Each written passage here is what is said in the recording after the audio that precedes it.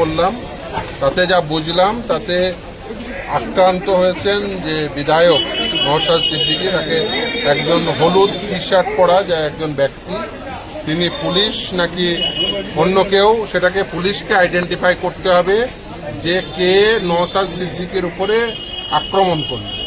তার কারণ law and order state subject, আইন শৃঙ্খলা বজায় রাখার দায়িত্ব রাজ্যের, এবং একজন জনপ্রতিনিধি তিনি সাংবিধানিক যে অধিকার সংবিধান দিয়েছে সেই সাংবিধানিক অধিকারের প্রয়োগ করতে এসে শান্তিপূর্ণভাবে ওয়াকআপ নিয়ে আন্দোলন করছিলেন, এসআইআর নিয়ে বলতে এসেছিলেন।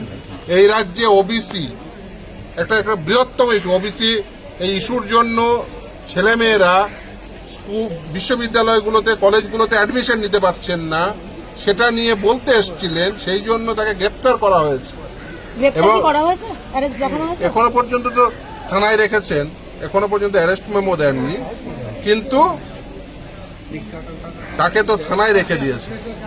আক্রান্ত ব্যক্তিকে থানায় বসিয়ে রেখেছেন, এখনো পর্যন্ত অ্যারেস্ট মেমো দেননি। না, এখনো পর্যন্ত অ্যারেস্ট মেমো যেহেতু দেননি, সেহেতু সে কথা বলা যায় না। কি করবেন সেটা পুলিশ ঠিক করতে হবে। এই রাজ্যে অন্যান্যরা যারা আন্দোলন করবেন, আমরা দেখেছি এই রাজ্যে বিজেপি নেতারা আত্ম আন্দোলন করলে তাকে জামাই আদর করা হয়, অথচ নওশাদ সিদ্দিকীরা আন্দোলন করলে তাদেরকে কেন এই ধরনের ট্রিটমেন্ট করা হবে, নওশাদ সিদ্দিকীর উপরে কেন আক্রমণ করা হবে, এই প্রশ্নের জবাব মমতা বন্দ্যোপাধ্যায়কে দিতে হবে, এই রাজ্যের পুলিশকে দিতে হবে, এই রাজ্যের প্রশাসনকে দিতে হবে। না, এখনো পর্যন্ত কোনো ধারা অ্যারেস্ট মেমোই হয়নি, তো ধারা কি হবে? মানে দেখুন, এখনো পর্যন্ত কি তারা অ্যারেস্ট করেছেন, নাকি ডিটেন করেছেন, নাকি এই থানায় এনে বসিয়ে রেখেছেন? এইভাবে তো থানায় এনে বসিয়ে রাখা যায় না।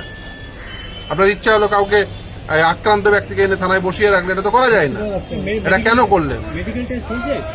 মেডিকেল নিয়ে যাওয়া হয়েছিল, আমাকে যা জানালো, এবং কয়েকজনের ওই মেডিকেল রিপোর্টও দিয়েছে।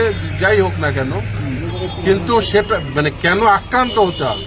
সব থেকে বড় প্রশ্ন, যেখানে এত পুলিশের উপস্থিতি, সেখানে কেন একজন বিধায়ককে আক্রান্ত হতে হবে? সে কে আক্রমণকারী? পুলিশ আইডেন্টিফাই করেছে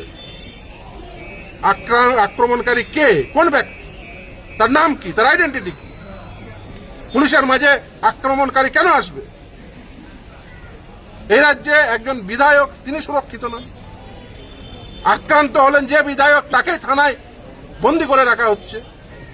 উল্টে যে আক্রমণকারী, সে কোথাও প্যাসেজ নিয়ে পালিয়ে গেছে, বা সে পুলিশের লোক হতে পারে, সে তৃণমূলের লোক হতে পারে, এই রাজ্যের লোক হতে পারে, বা এই দেশের লোক হতে পারে, এই দেশের বাইরের লোক হতে পারে। কে সেই ব্যক্তি? আক্রমণকারী কে? পুলিশকে প্রথম আক্রমণকারীকে দেখতে হবে, যে কে আক্রমণকারী। সেই হলুদ টি শার্ট পরা ব্যক্তি কে? কে সেই হলুদ টি শার্ট পরা ব্যক্তি কে? তার নাম কি?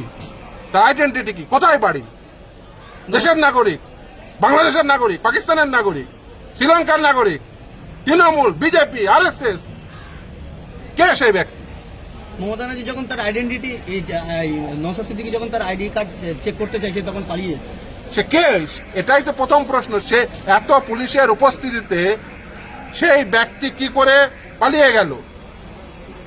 তাকে সে প্যাসেজ দেওয়া হলো, সে পুলিশের লোক, কে লোক?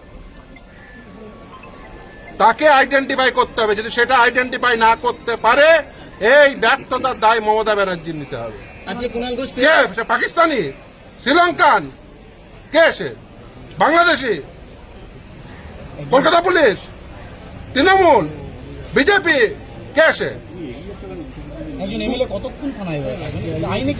একদমই না, অমানবিক। কিন্তু এটা মমতা ব্যানার্জির সরকার, মমতা ব্যানার্জির পুলিশ। সে কি করবে? এমএলএ কে, আক্রান্তকে, আক্রমণকারী সেফ প্যাসেজ, আক্রান্ত থানায় বসে থাকবে। এটা হচ্ছে এই রাজ্যের পুলিশ।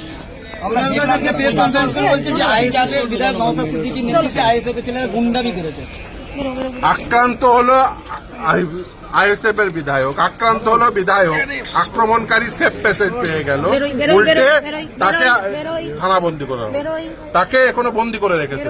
এর দায় নিতে হবে এবং সেই আক্রমণকারীকে চিহ্নিত করতে হবে, তার বিরুদ্ধে ব্যবস্থা নিতে হবে। যদি না নেন আমরা আইনগতভাবে জানি কি করতে হবে। আমি দেখলাম কয়েকদিন আগে